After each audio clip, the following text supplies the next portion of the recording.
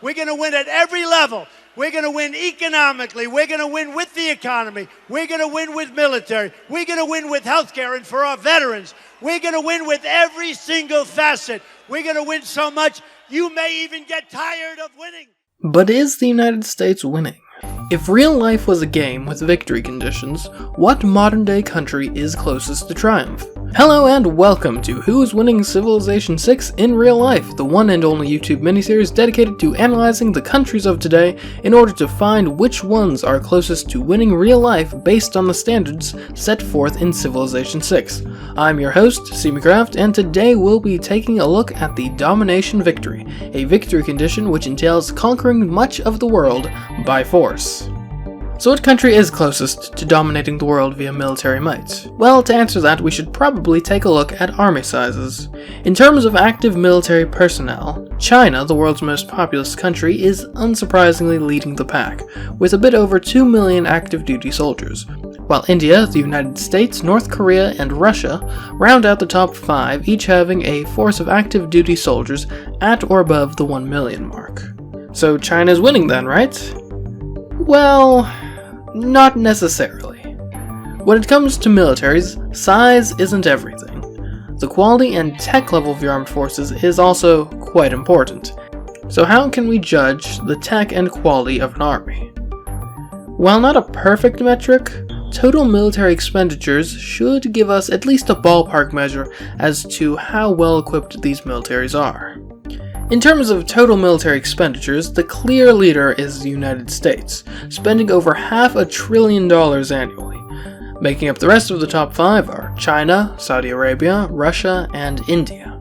Alright then, it would seem that when looking at these two lists, we're probably looking at China, the United States, Russia, or India as being in the lead for the Domination victory. Of course, the Domination victory isn't just about having a powerful military, it's about actually conquering stuff, so maybe we should look into that little detail as well. In Civilization 6, to win a Domination victory, you must control every capital in the world. So, who's closest to doing that? Well, first we need to define what a capital is. According to the dictionary, a capital is large in size and of the form used to begin sentences and names. That doesn't seem right. Oh, wrong capital. Here we go. The most important city or town of a country or region, usually its seat of government and administrative center. So, that's a definition, alright, but even with this definition, coming to a clear answer is difficult. To illustrate, let's use the United States as an example. So, what capitals does the United States control? Well, obviously Washington, D.C., the country's current capital and what has historically been the country's capital for most of its life, seems to be the one and only capital, right? Well, you could say that while DC may be the one and only political capital, New York might also qualify as a capital given its status as the country's financial capital. So, 2 then, right? Perhaps, but the Civilization 6 victory condition isn't just about a city's current relevance, but also its historical relevance. If I nuke a civilization's capital down to 1 population, that desolate wasteland still counts as a capital I need to conquer to win. This complicates things further. Looking back to the United States, perhaps we should add Philadelphia to our list of capitals, which the Continental Congress met in multiple times and served as the capital of the United States while DC was being built. So we're at 3 now, and we haven't even considered conquest yet, have we? Richmond was the capital of the Confederate States of America during the Civil War, so perhaps we should count it. What about Austin, which was the capital of the Republic of Texas? Should we count it? What about Honolulu, which was the capital of the Kingdom of Hawaii? Do we count it as a capital? In short, depending on how exactly we define a capital, the United States may end up with as little as 1 capital, or if we go for the broadest definition, dozens or potentially hundreds of capitals. So let's not define what a capital is. Let's ask the game instead. What I've decided to do is consider as capitals whatever the game considers as a capital. So if it's one of the 44 cities that as of right now Civilization 6, including all of the DLCs and expansions thus far released, considers as a capital, we're counting it. Otherwise, tough luck. Now there are a fair amount of countries that by these standards control exactly one capital, and they are as follows. Angola, which owns Mbanza Congo. Australia, which owns Canberra. Brazil, which owns Rio de Janeiro. Cambodia, which owns Angkor Thom. Chile, which owns Ngula Mapu. China, which owns Xi'an. France, which owns Paris. Georgia, which owns Tbilisi. Germany, which owns Aachen. Guinea, which owns Niani. Hungary, which owns Buda. Indonesia, which owns Majapahit.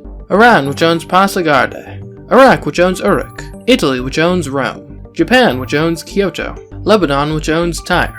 Mexico, which owns Tenochtitlan. Mongolia, which owns Karakorum. New Zealand, which owns Te Hokianga Noe Akupe. Norway, which owns Nidaros. Peru, which owns Cusco. Poland, which owns Krakow. South Africa, which owns Ulande. South Korea, which owns Gyeongju. Spain, which owns Madrid. Sudan, which owns Meroe.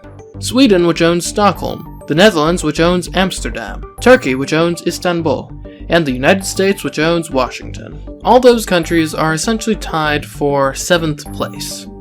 Now for the 2 capital countries, which are a bit more interesting. First up is Canada. Yes, beating the United States in the Domination victory.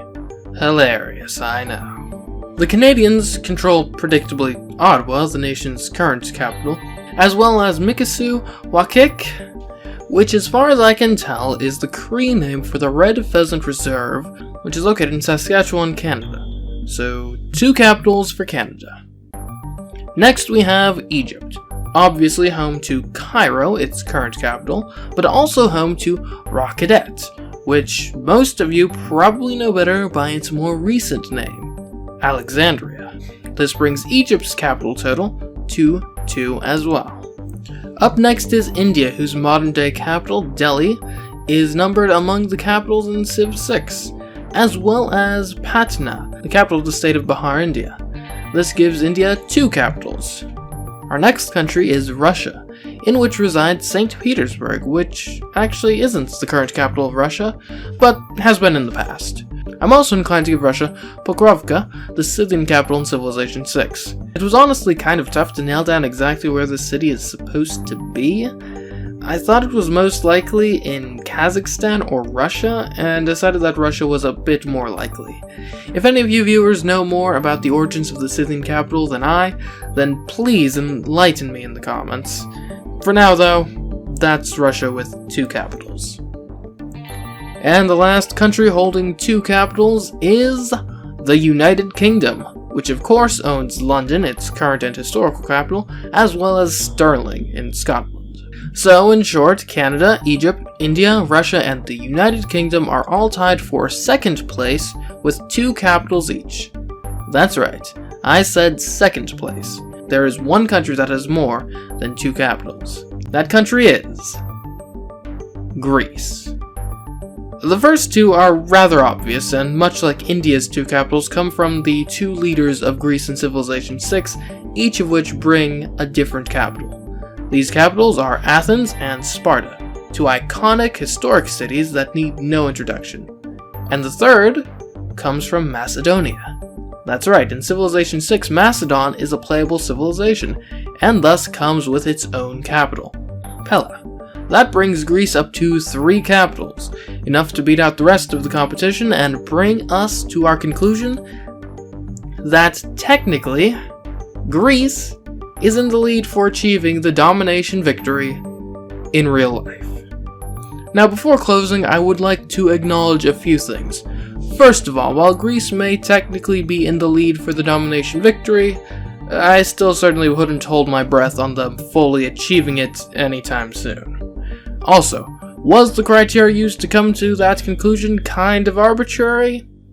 Sure, but it did give us an answer a lot more interesting than just the US or China or something like that.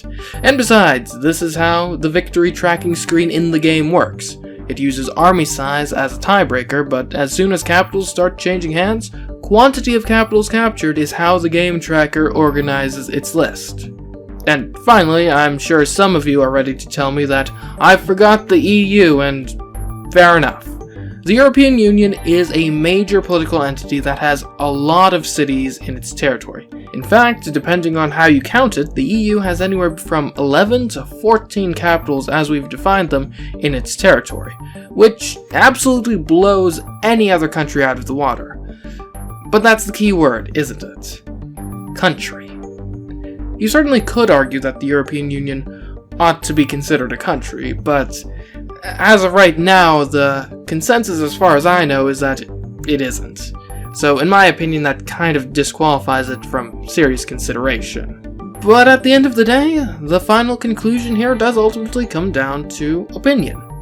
Based on the criteria I thought would best reflect the victory conditions seen in Civilization 6, I found that Greece comes out on top.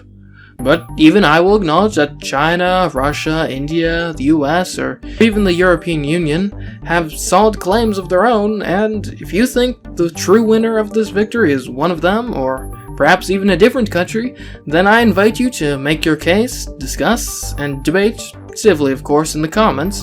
And if you want to see me analyze some of the other victory conditions, then be sure to let me know.